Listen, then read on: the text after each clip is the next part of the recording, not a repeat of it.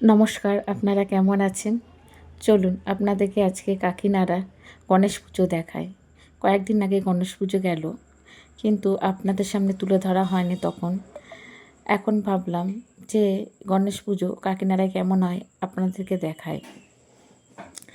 আমরা রাত 11টা নাগাদ কাকিনাড়া গেছিলাম, কিন্তু তখনও খুব ভিড় ছিল, ফাঁকা ছিল না। এখন হয়তো বুঝতে পারছো না, যেহেতু আমরা রাস্তা দিয়ে যাচ্ছি। প্যান্ডেলের মধ্যে দুর্গাপুজোর মতো ভিড় ছিল, মেলাও বসেছে। কাকিনাড়ায় গণেশ পুজোয় খুব ধুম হয়, আর প্রচুর লোক হয়, বড় বড় প্যান্ডেলও হয়, ঠিক দুর্গা ঠাকুরের মতো। প্রচুর লোক এখানে দেখতে আসে। আমরাও গেছিলাম দেখতে কাকিনাড়ায় গণেশ পুজো। যেমন মেলা বসে, মেলায় হরেক রকম জিনিস বসে, সেই জিনিসগুলো না আমার খুব ভালো লাগে। সেই জন্য আমি একটু ক্যামেরা বন্দি করে নিই সেগুলো। জানি না তোমাদের দেখতে কেমন লাগবে। দেখো প্যান্ডেলটা খুব সুন্দর করেছিল, ভেতরে ঠাকুরটাও খুব সুন্দর করেছিল। সবসময় ঠাকুর দেখানো সম্ভব হয় না ভেতরে। মেলায় সবাই প্রচুর আনন্দ করছিল। আর এই যে এগুলো আমার খুব ভালো লাগে দেখতে, দোলনা। প্রচুর লোক ওঠে, কিন্তু জানো তো আমি প্রচণ্ড ভয় পাই দোলনায় উঠতে, সেজন্য আমি দেখেই শখ মেটাই, আমার আর চড়া হয় না। কিন্তু আমি দাঁড়িয়ে দাঁড়িয়ে দেখি।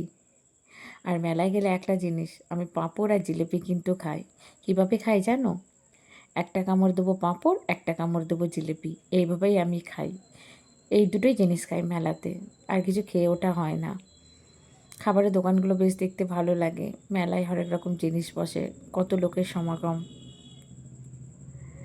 ভিড় দেখছো। আমি ভেতরের ঠাকুরটা পর্যন্ত পৌঁছাতেই পারিনি, সেই জন্য বাইরের প্যান্ডেলটাই তোমাদের সামনে তুলে ধরলাম। যদিও টিকিট কাটার ব্যবস্থা ছিল, তবু আমি বাইরে থেকেই ঘুরে এলাম। যেখানে যেখানে ফাঁকা ছিল সেখানে সেখানে ঠাকুরগুলো দেখেছিলাম। বিশেষ করে প্যান্ডেলগুলো তোমাকে থেকে দেখালাম। ভিড়ে জীবন ওষ্ঠাগত হয়ে গেছিল, তার মধ্যে খুব গরম পড়েছিল। প্যান্ডেলগুলো খুব সুন্দর হয়েছিল। কাকিনাড়ায় এত সুন্দর গণেশ পুজো হয়, তোমাদের কি বলবো। দেখছো কত লোকের ভিড়, কত লোকে আনন্দ করে ঠাকুর দেখতে এসেছে। রাত 2-2:30 মনেই হবে না তোমার।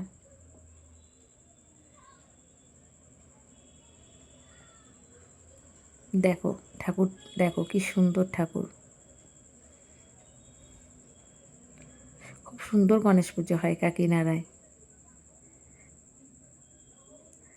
প্যান্ডেলগুলো এত সুন্দর করে না, কি বলবো, খুব ভালো লাগে দেখতে। কিছুটা ঘুরে দেখেছিলাম, অনেক রাত পর্যন্তই দেখেছিলাম। তখন একটু ফাঁকা হয়ে গেছিলো, অনেক রাত্রে 2-2:30টার সময়। কিন্তু সন্ধেবেলায় গেলে তো তুমি প্যান্ডেলের ভিতর ঢুকতেই পারবে না।